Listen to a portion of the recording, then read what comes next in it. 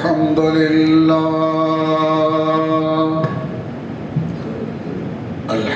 لله نحمده ونصلي على رسوله الكريم أما بعد فقال الله تبارك وتعالى في كلامه المجيد والفرقان الحميد أعوذ بالله من الشيطان الرجيم بسم الله الرحمن الرحيم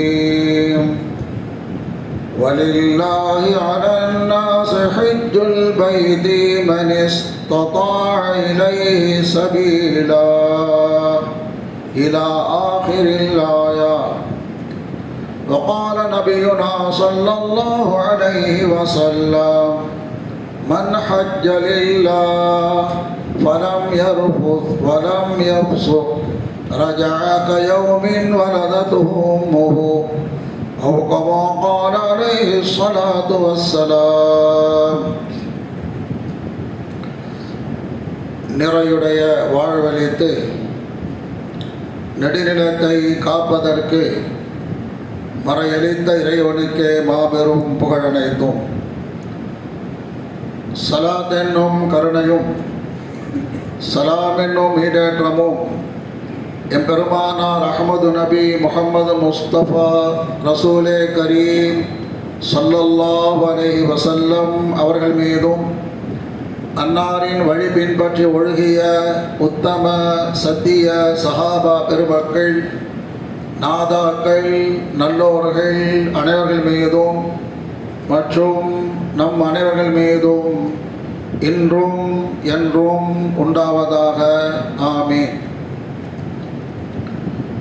அன்பு நிறைந்த அல்லாஹ்வின் நல்லடியார்களே, சிறப்பான இன்றைய ஜும்மாவுடைய பயானின் தலைப்பாக ஹஜ்ஜி செய்ய ஆசைப்படுவோம் என்ற தலைப்பில் குர்ஆன் ஹதீஸ் அடிப்படையில் சில விஷயங்களை நாம் பார்க்க இருக்கின்றோம். அன்பு நிறைந்த அல்லாஹ்வின் நல்லடியார்களே, சிறப்பான துல்காதா மாதத்தினுடைய 3வது ஜும்மாவை நாம் அடைந்திருக்கின்றோம். துல்காதா மாதத்தில் இஸ்லாத்தின் ஐம்பெரும் கடமைகளில் முக்கியமான ஒரு கடமையாக இருக்கக்கூடிய ஹஜ்ஜி என்ற கடமையை நிறைவேற்றுவதற்காக அல்லாஹு தஆலா யாருக்கெல்லாம் இந்த வருஷம் அந்த நசீபை கொடுத்திருக்கின்றானோ அவர்கள் ஹஜ்ஜி கடமை நிறைவேற்றுவதற்காக பலர் சென்று விட்டார்கள், இன்னும் பலர் செல்வதற்காக தயாராகி கொண்டிருக்கிறார்கள். அல்லாஹ்விடத்தில் நாம் துஆ செய்வோம்.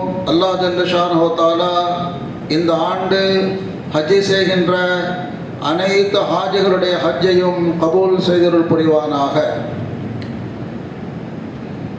யாருக்கெல்லாம் இந்த வருஷம் ஹஜ்ஜி செய்யக்கூடிய பாக்கியம் கிடைக்கவில்லையோ அவர்களுக்கும் வரக்கூடிய காலங்களில் ஹஜ்ஜி செய்யக்கூடிய நசீபை தந்தருள் புரிவானாக. இன்றைய பயான் தலைப்பு நான் சொன்னேன், ஹஜ்ஜி செய்ய ஆசைப்படுவோம் என்று சொல்லி. நம்மில் பலர் ஹஜ்ஜி செய்திருக்கின்றார்கள், பலர் ஹஜ்ஜி செய்யவில்லை. இருந்தாலும் மோமின் என்ற அடிப்படையில் ஒவ்வொரு மோமினுக்கும் இந்த ஆசை இருக்க வேண்டும். நாம் இன்ஷா அல்லாஹ் ஹஜ்ஜி செய்ய வேண்டும் என்ற ஆசை ஒவ்வொரு மோமினுக்கும் இருக்க வேண்டும். நாம் அல்லாஹ்விடத்திலே ஹஜ்ஜுக்காக துஆ செய்வதோடு மட்டுமல்லாமல் அல்லாஹ் தஆலா என்னை, என்னுடைய குடும்பத்தை, என்னுடைய சந்ததியை ஹஜ்ஜுக்கு அழைத்து செல்ல வேண்டும் என்ற ஆசை எந்த அளவுக்கு இருக்குமோ, உறுதியாக இருக்குமோ, இன்ஷா அல்லாஹ் அல்லாஹ் ஜல்ல ஷானஹு அந்த பாக்கியத்தை கொடுப்பார். வெறும் துஆ செய்வது மட்டுமல்ல, ஆசை இருக்க வேண்டும்.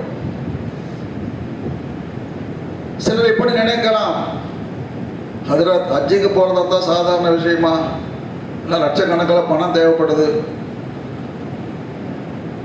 அதே மாதிரி உடல் ஆரோக்கியம் இருக்க வேண்டும், இதுவெல்லாம் ஒரு பக்கம். பொருள் வசதி, வாகன வசதி, பண வசதி, உடல் ஆரோக்கியம், இது ஒரு பக்கம். ஆனால் அல்லாஹ் நாடினால் இன்ஷா அல்லாஹ் நம்மை நிச்சயமாக அழைத்து செல்வான். ஆனால் நம்முடைய உள்ளத்தில் அந்த உறுதியான ஆசை இருக்க வேண்டும். ஆசையும் இருக்கணும், துவாவும் செய்யணும். பணம் மட்டும் ஒரு காரணம் அல்ல. ஏனென்றால் இந்த உலகத்திலே எத்தனையோ செல்வந்தர்கள் வாழ்ந்திருக்கிறார்கள். அவர்கள் ஒரு ஹஜ்ஜு கூட செய்யாமலேயே இந்த உலகத்தை விட்டு சென்றிருக்கிறார்கள். எந்த அளவுக்கு சொன்னால், நமக்கு முன்னால் வாழ்ந்த முகலாய மன்னர்கள், ஆட்சி செய்தவர்கள், அரசர்கள் பலர் ஹஜ்ஜு செய்யாமலேயே வஃபாத்தாகி இருக்கிறார்கள். அதற்கு மாற்றமாக இவரெல்லாம் ஹஜ்ஜு செய்வாரா அப்படின்னு சொல்லி நினைப்போம். அவர் ஹஜ்ஜுக்கு போயிட்டு வந்திருப்பார். அப்ப என்ன நமக்கு பாடம் கிடைக்க சொன்னால், அல்லாஹ் நாடிவிட்டால் இன்ஷா அல்லாஹ் அந்த இடத்துக்கு நம்ம அழைத்து செல்வார் என்ற உறுதி நம்ம இடத்தில் இருக்க வேண்டும். அதனால ஒவ்வொரு முஃமினுக்கும் இந்த ஆசை இருக்க வேண்டும். ஏனென்றால் அல்லாஹ் ஜல்ல ஷானு தஆலா இந்த ஹஜ்ஜை பற்றி குறிப்பிடுகின்ற பொழுது சொல்லுகின்றார், ஹஜ் என்ற இந்த கடமை நிறைவேற்ற வேண்டும் என்று சொன்னால் ஹஜ்ஜுல் பைத்தி, ஹஜ்ஜுல் பைத்தி, கஅபத்துல்லாவுக்கு சென்று இந்த கடமை நிறைவேற்ற வேண்டும். தொழுகை, நோன்பு, ஸகாத் இதெல்லாம் எங்க வேண்டாம் நிறைவேற்றலாம். ஆனால் ஹஜ் என்ற இந்த கடமை நிறைவேற்றினால் ஹஜ்ஜுல் பைத்தி, அல்லாஹ்வுடைய இல்லமாகிய அந்த கஅபத்துல்லாவிற்கு வந்து செய்ய வேண்டும் என்று அல்லாஹ் சொல்லுகின்றார். அந்த கஅபத்துல்லாவை நாம் தினமும் ஒவ்வொரு தொழுகையிலும் நியத் செய்கின்றோம். கிப்லாவை முன்னோக்கி தொழுகிறேன், கிப்லா முன்னோக்கி தொழுகிறேன், நேசரமா இல்லையாங்க? அப்போ ஒவ்வொரு நாளும் அந்த கிப்லாவை முன்னோக்கி தொழுகிறோம் என்று கிப்லாவை முன்னோக்குகின்றோமே, அந்த கிப்லாவை நாம் கண்ணால் பார்க்க வேண்டாமா? அந்த ஆசை நமக்கு வேண்டாமா?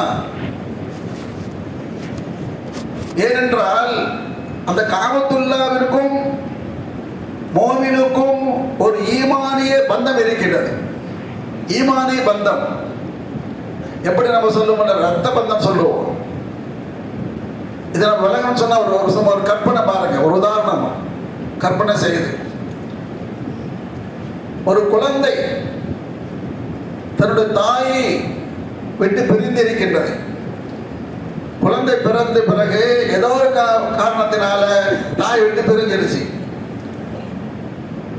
அந்த குழந்தைக்கு 5 வயசு, 10 வயசு, 15, 20 வயசு ஆகின்றது.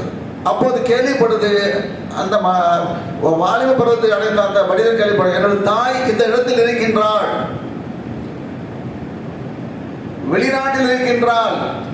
உதாரணமாக இந்த பிள்ளை இந்தியாவில் இருக்கு, தாய் சவுதியில் இருக்கு கேள்விப்படுறான்.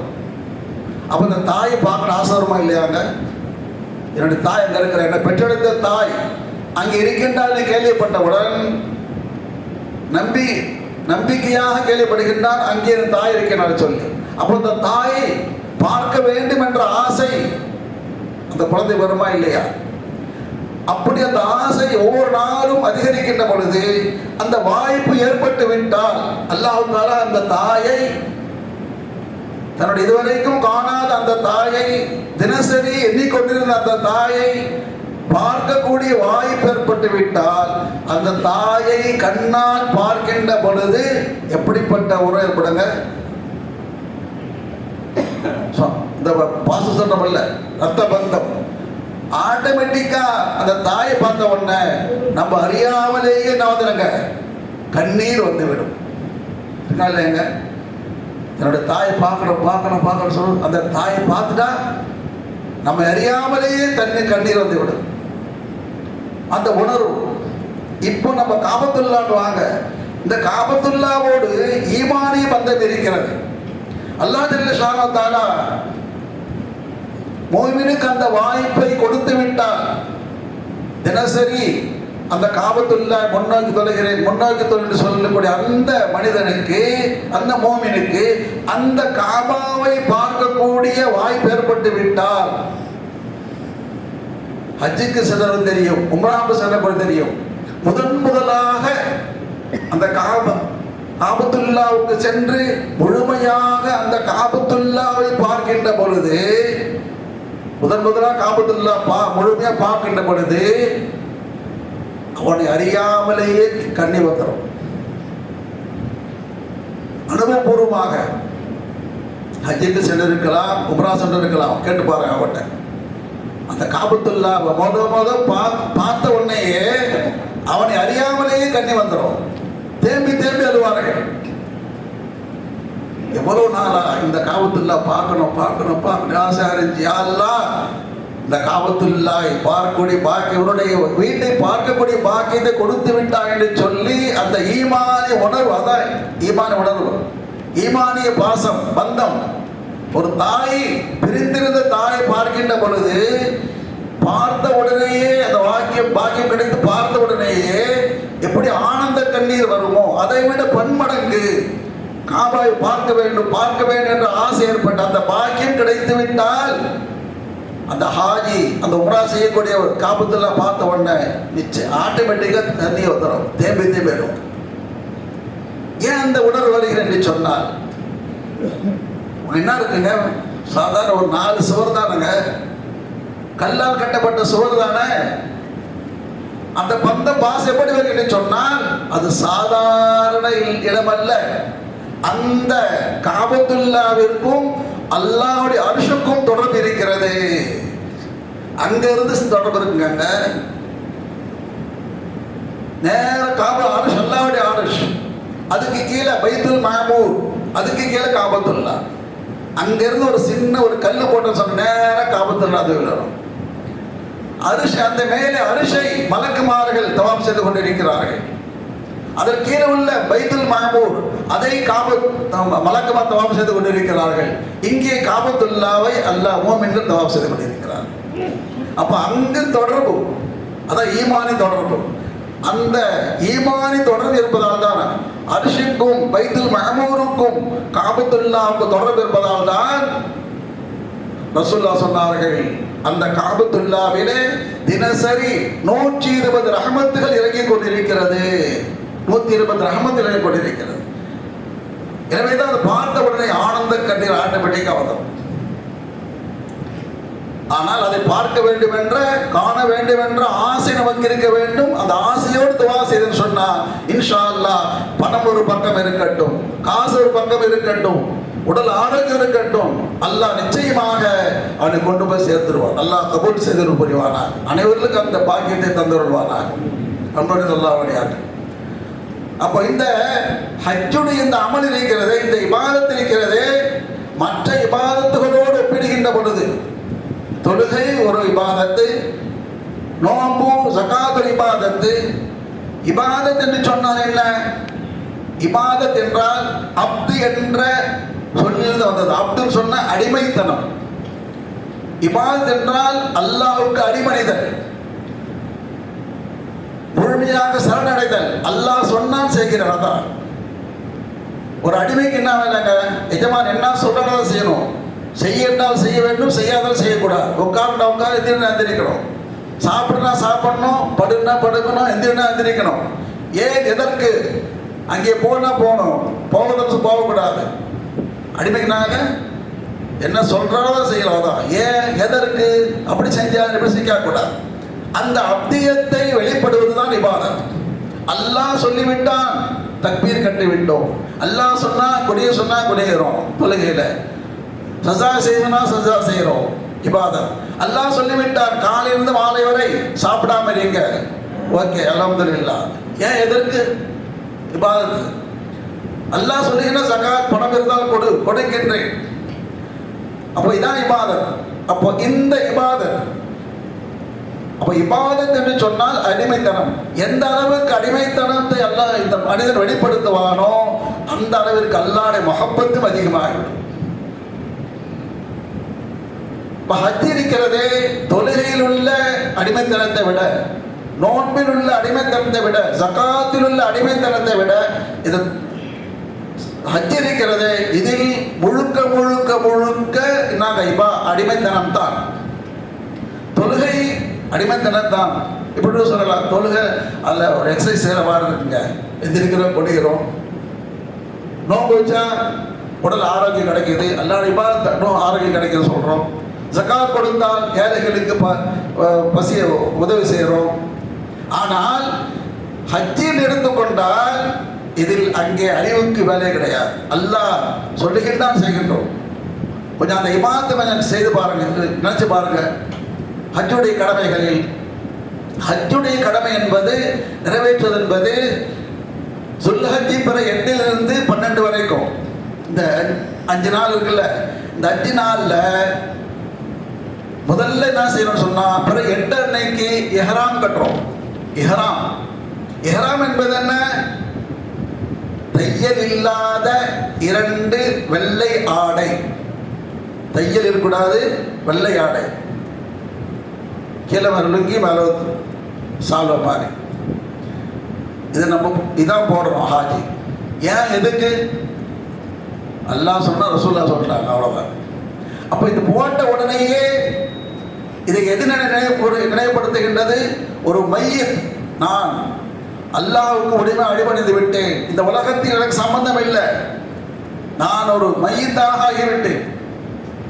கஃபன் செய்றாங்க, தையல் இல்லாத ஆடை, தையல் இல்லாத ஆடுதுன்னு போன கஃபனுக்கு.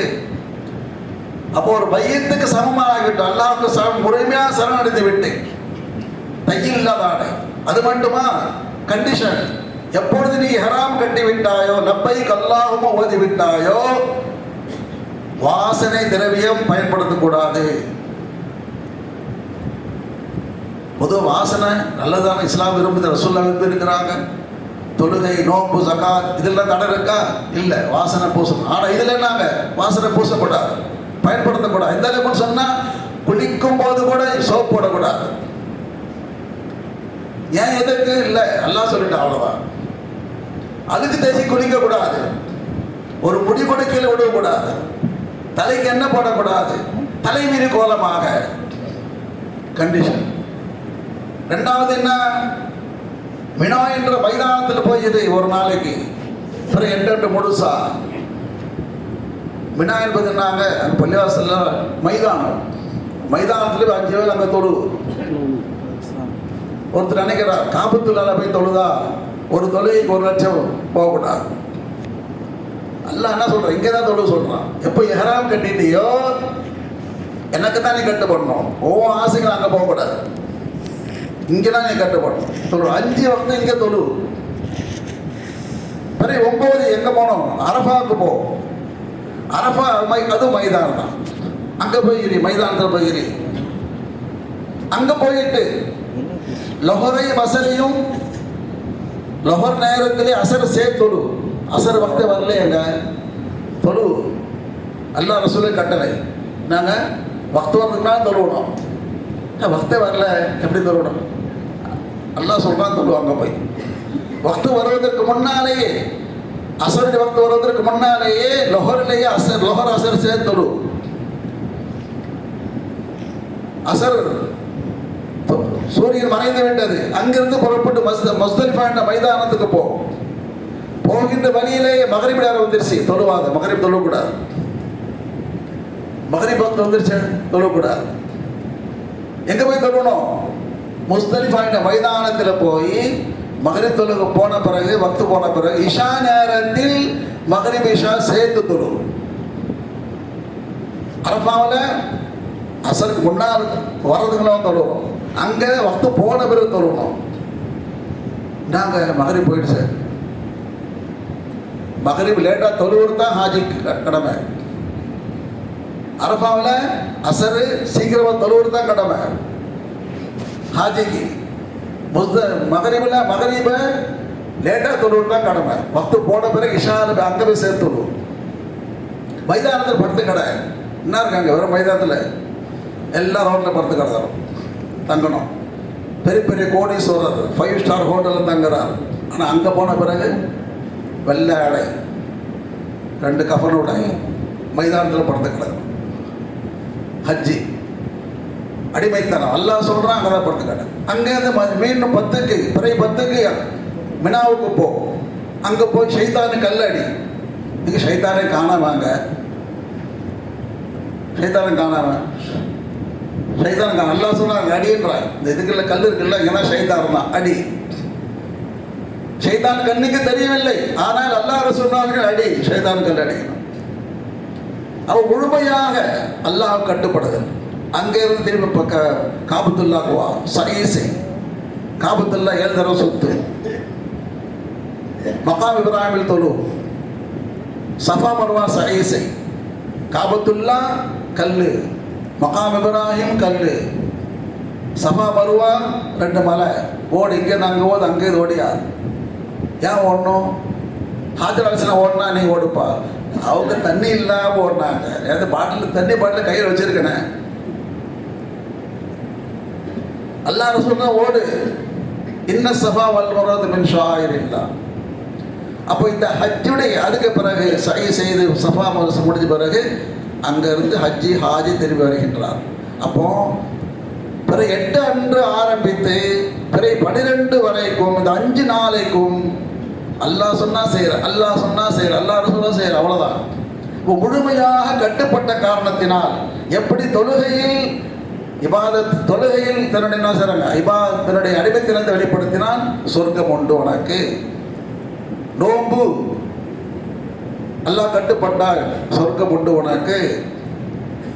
ஜகாத் கொடுத்தா சொர்க்கம் உண்டு உனக்கு. ஆனா ஹஜ்ஜில நீ முழுமையாக அடிமைத்திறந்து வெளிப்படுத்தின அல்லவா, அப்போ தொழுகைக்கு கிடைக்காத, நோம்புக்கு கிடைக்காத, ஹஜ்ஜிக்கு கிடைக்காத ஒரு பரிசு அவனுக்கு கொடுக்குற.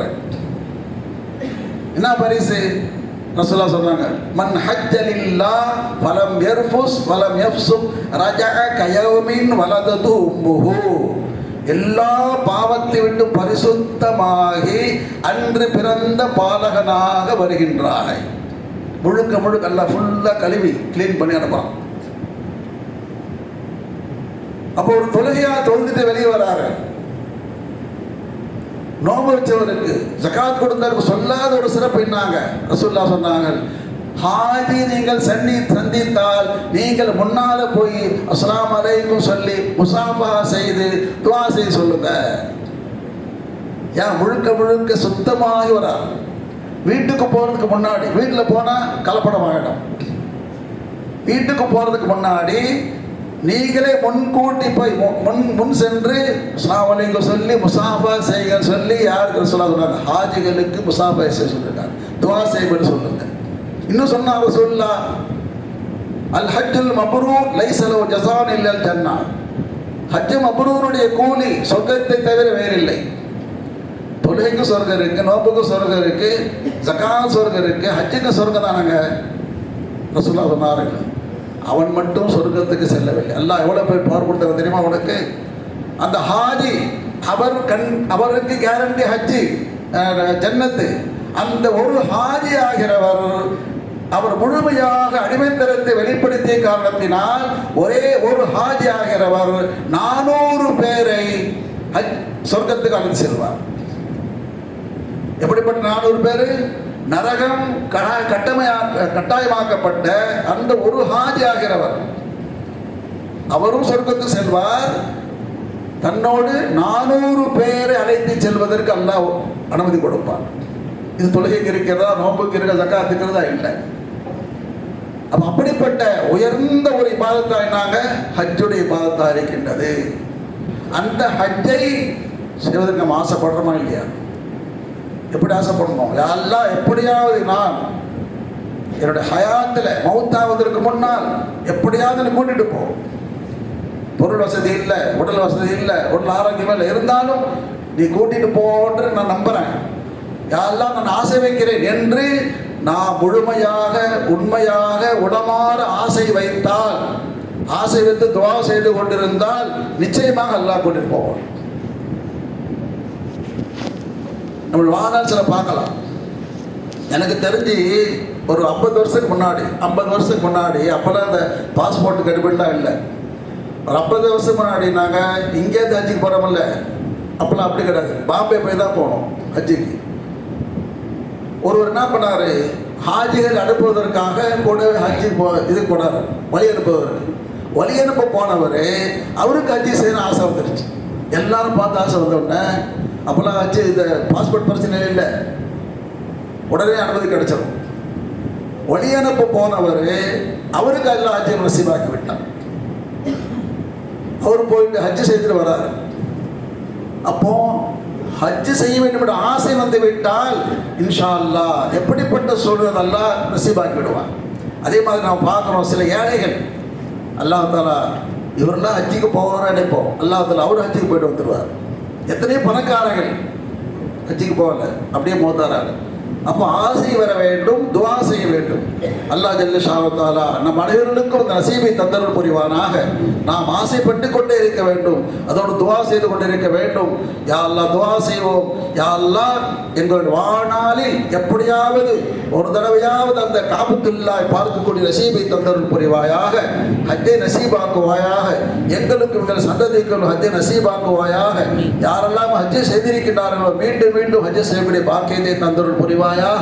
யா அல்லாஹ் இந்த வருஷம் யாரெல்லாம் ஹஜ்ஜுக்கு சென்றிருக்கிறார்களோ ஒரு ஹஜ் அனைவருடைய ஹஜ்ஜையும் ஹஜ்ஜை மப்ரூராக மக்பூலாக ஆக்கியவர் புரிவாயாக. யா அல்லாஹ் அந்த ஹஜ்ஜுடைய பரக்கத்தை கொண்டு உலகத்தில் நடைபெற்று கொண்டிருக்கக்கூடிய ஏற்பட்டிருக்கக்கூடிய அனைத்து விதமான பதட்டமான சூழ்நிலைகள் நீங்கி அல்லாஹ் தஆலா சுமூகமான சூழ்நிலை தந்தருள் புரிவானாக. நம்ம அனைவருக்கும் அல்லாஹ் தஆலா பாதுகாப்பு தந்தருள் புரிவானாக. ஆமீன். வாஹிரு தஅவானா அல்ஹம்துலில்லாஹ்.